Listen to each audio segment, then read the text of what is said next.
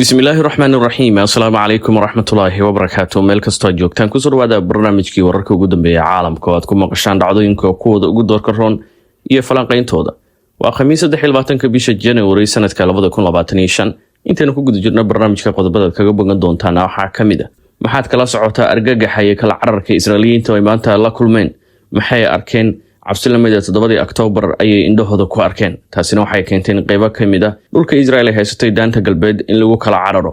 macluumaad ayaanu idinkaga haynaa wax kastoo ku saabsan waxa maanta ka dhacay daanta galbeed Israa'iiliyiinta ku qasbay inay argagax wajahaan.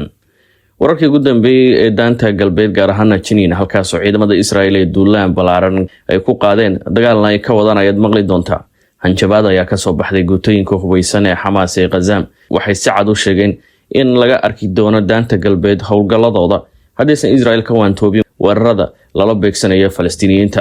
Netanyahuna waxa uu ka codsaday Trump in ciidamada Israa'iil ay sii joogaan koonfurta Lebanon. wuxuu yahay dalabkaas faahfaahin ayaanu idinkaga haynaa. Israa'iil ma ka tanaasuli doontaa dagaalka marinka Gaza mise way ku laaban doontaa? wasiirka difaaca Israa'iil iyo xubno ka mid ah baarlamaanka Israa'iil ayaa cadeeyay mowqifka Israa'iil iyo waxa Netanyahu uu doonayo marka uu dhamaado heshiiska xabad joojinta. waad maqli doontaan. Israa'iil militarigeeda iyo sirdoonkeedana fadeexad ayaa dul hooganaysa, waxaana hadda soo baxaya suurtagalnimada in laga aamin baxo wararka iyo warbixinada ay sii daayeen sirdoonka Israa'iil. maxay tani la xiriirtaa warbaahinta Israa'iil iyo tan caalamka oo falanqayn arrinta la xiriirta ay bixinayaan macluumaad ayaynu idinkaga haynaa.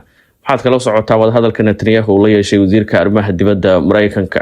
arrinta Iiraan ayaa laga hadlay. maxay Israa'iil doonaysaa inay ku samayso Iiraan? iyadana waad maqli doontaan. Trumpna waxa uu soo saaray sharci u aqoonsanaya xoutiyiinta urur argagixiso, wuxuuna tirtiray isku day kastoo maamulka hore ee Joe Biden uu ku raadinayeen in wadaxaajood laga furo xoutiyiinta lagana saaro liiska madow ee argagixisada. qodobada iyo wararkii ugu dambeeyay ayaad maqli doontaan mar kale. soo dhawaada. balse intaynu guda gelin barnaamijkeena waxaan ka codsanayaa inaad kusoo birtay kanaalkan YouTube Imaan Jaamacinteena qaybta kaana fadlan la garee oo shirgaray lana wadaag saaxiibada. balse aan ku horeeyay Israa'iiliyiinta ayaa maanta la kulmay argagax la mid ah waxa ay arkeen 7 Oktoobar kadib markii la sheegay in dagaalyahano ka tirsan iska cabinta daanta galbeed ay la galeen qaybo ka mid ah dhulka Israa'iil haysato ee Israa'iiliyiintu degan yihiin ee daanta galbeed. gaadiid la mid ah kuwii ay howlgalka ku fuliyeen guutooyinka hubeysan Gaza ee ururka Xamaas 7 Oktoobar sanadkii 2023. markaasoo guutooyinka hubeysan ee Xamaas ay gudaha u galeen dhulka Israa'iil ay haysato ee koonfurta marinka Gaza, halkaas oo ay ka fuliyeen howlgal taariikhdooda oo dhan ay xasunaan doonaan Israa'iiliyiinta. si la mid ah ayaa la sheegay magaalada Kafr Saba ee la haysto oo ka tirsan daanta galbeed oo magaalada Israa'iiliyiintu ay degan yihiin in hal mar uu cabsi iyo argagax iyo kala carar ay ka dhacday kadib markii la arkay dagaalyahano ka tirsan iska caabinta Falastiiniyiinta daanta galbeed oo halkaasi ku gaaf wareegaya gaadiid la mid ah baabuurtii ay howlgalka ku fulisay Xamaas 7 Oktoobar sanadkii 2023. hadda sida wargeyska Israa'iil ka soo baxa ee Times of Israel oo ku waramayo, ciidamada ammaanka iyo kuwa sirdoonka ayaa bilaabay baaritaan. 2 gaari oo nooc la mid ah nooc ay adeegsanaysay Xamaas weerarkii 7 Oktoobar oo lagu arkay magaalada Kafr Saba oo ah magaalo ay degan yihiin Israa'iiliyiinta wadaanta galbeed ku taala. aragtida gaadiidkaas ayaana la sheegay inay ahayd wax argagax weyn ku beeray Israa'iiliyiinta. Israa'iil ayaa weerarka ku qaaday xerada Jiniin ee waqooyiga daanta galbeed waxa uu soconayaa maalintii 3aad iyadoo ciidamada gumeysiga Israa'iil ay dileen 2 ka mid ah dagaalyahanada wax iska caabinta kadib isku horimaad saacada qaatay oo ay wada galeen ciidamada Israa'iil iyo iska caabintuna ay fuliyeen howlgallo dhowr oo ka dhan ah ciidamada Israa'iil oo gaadiidkooda lagu qarxiyay isla markaana lagu beegsaday ciidamo ka tirsan kuwa Israa'iil. ciidanka Israa'iil waxay ku dhawaaqeen ciidamadooda ay meesha ka saareen 2 dagaalyahano oo ka tirsan wax iska caabinta marinka Gaza, kuwaas oo sheegeen inay hore howlgallo uga fuliyeen gudaha dhulka Israa'iil ay haysato. dhinaca guutooyinka iska caabinta gaar ahaan guutada Gaza ee garabka hubeysan ee Xamaas waxay ku dhawaaqeen in Israa'iiliyiintu ay arki doonaan dhaqdhaqaaqa iyo howlgalka xooggan ee Gaza ay ka fulin karto daanta galbeed, iyagoo sidoo kalena shaaciyay in weerarada Israa'iil ay fulisay lagu dilay 2 dagaalyahan oo horey Israa'iiliyiin ugu dilay gudaha dhulka Israa'iil ay haysato, kuwaas oo kala ah Qutayba Walid al-Shalabi iyo Maxamed Azad oo horey la sheegay inay weerar uga fuliyeen magaalada Burqiin kadib howlgal gaar ah oo ay halkaa ka fuliyeen oo ay Israa'iiliyiin ku dileen kuwa kalena ay ku dhaawaceen. guutooyinka iska caabinta Gaza ayaa sidoo kale sheegay inay ka go'an tahay inay ku hortagaan isku day kastoo Israa'iiliyiintu ay ku doonayaan inay weeraro wax u dhima Falastiiniyiinta ka fuliyaan daanta galbeed. Ghazaamna waxay sheegtay in Israa'iiliyiintu si la mid ah waxay ku arkeen marinka Gaza ay kala kulmi karaan daanta galbeed. Xilli Israa'iil ay duulaan ka wado daanta galbeed oo dagaalo toos ay la galayso iska cabinta ayaa dhinaca Israa'iiliyiintuna waxay bilaabeen burburin ay ku hayaan hantida Falastiiniyiinta, iyadoo daanta galbeedna ay Israa'iiliyiintu ku gubayaan gaadiidka iyo hantida kale ee Falastiiniyiinta. Kanaalka 13 ee Israa'iil ayaa ku waramaya in Netanyahu la xiriiray Trump isagoo ka codsanaya in uu ogolaado in ciidamada Israa'iil ay sii joogaan qaybo ka mid ah koonfurta Lubnaan si uu yiri ay u xaqiijiyaan burburinta inay meesha ka saaraan xoogaga Hezbollah. Tanna waxay ku imaanaysaa baa yiri qorshe uu Netanyahu wato oo ku doonayo in ciidamo dheeraad ah loo daabulo dhinaca koonfurta Lubnaan kuwaas oo saldhigyo rasmi ah ku yeelanaya qaybo ka mid ah dhulka Lubnaan. Golaha wasiirada Israa'iil ayuu sheegay janaalka 13 inay ka doodi doonaan kulan ay fiidnimada caawa yeelanayaan daadgureynta ciidamada cusub ee la geynayo koonfurta Lubnaan. Xildhibaan ka tirsan baarlamaanka Israa'iil ee Kansaska loogu yeero lagu magacaabo Moshe Sada aadna ugu dhow Netanyahu kana mid ah xisbiga Netanyahu ayaa hadal uu soo saaray waxa uu sheegay in ra'iisul wasaaraha Israa'iil uu xaqiijiyay in dagaalka Gaza uu sii socon doono ilaa laga gaarayo waxa uu ku sheegay hadafka laga leeyahay. Ra'iisul wasaaraha Israa'iil wuxuu xaqiijiyay kaliya dagaalka in loo joojiyay si loo soo celiyo maxaabiista dib ayana loo bilaabi doonaa. Hadalkan kadib waxaa soo baxay wasiirka difaaca Israa'iil Israel Katz kaasoo dhinaciisa sheegay waxaa naga go'an inaan gaarno hadafyada dagaalka Gaza mana ogolaan doono in xukunka Xamaas uu dib ugu soo laabto marinka Gaza. Waxaan ka shaqeynaynaa inaan sii dayno dhammaan maxaabiista ku xiran kadibna aan gaarno hadafkeena. Sidoo ku maqasheen warbixintii hore aan ugu baahiyay kanaalka YouTube Imaan Jaamac. Israa'iil dhab ahaantii waxay guuldaro xanuun leh dunida horteedana ay fadaxad kala kulantay 15 bilood ee howlgalka ka waday marinka Gaza oo ay ku gaari weyday wax natiijo.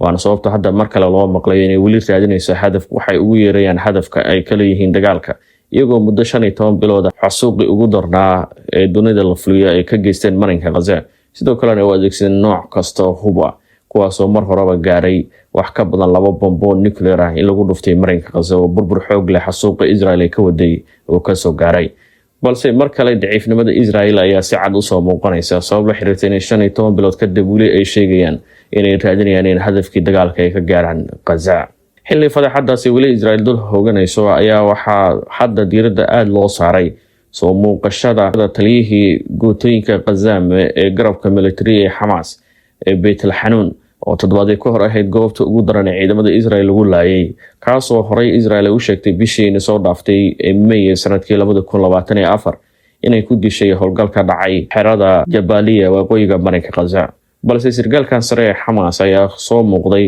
isagoo muuqaal ku duubay waqooyiga marinka Gaza halkaas oo ku amaanay adkaysiga dadka reer Gaza falanqeeyaasha military ayaa hadda u arkay tan inay tahay fadaxad weyn oo ay la kulmayaan sirdoonka Israa'iil falanqeeyaha military Elis Hana ayaa telefishinka Al Jazeera falanqeyn uu ka bixinayay muuqaalka la soo bandhigay ee sirgaalka sare Fayad oo sidoo kalena lagu magacaabo Abu Hamza oo sirdoonka Israa'iil iyo militariga Israa'iil bishii May ay soo bandhigeen iyagoo sheegay inay dileen oo hadda ka soo muuqday waqooyiga marinka Gaza galinkii dambe ee Arbacadii shalay wuxuu taasi ku tilmaamay inay tahay fadaxad aan ka hari doonin sirdoonka iyo militariga Israa'iil wuxuu intaa falanqeeyahan military ku daray in sidoo kalena ay hadda u bilaabanayso sirdoonka Israa'iil inaan lagu kalsoonaan dhammaan dhacdooyinka iyo sheegashooyinka howlgallada ay fuliyaan ilaa la xaqiijiyo sabab la xiriirta in dilalka iyo howlgallada ay fuliyeen dhammaantood ay ku dhamaadeen fadaxad iyo kuwa beenoobay marinka Gaza ayaa maalmaha lagu jiro xabad joojinta waxa ay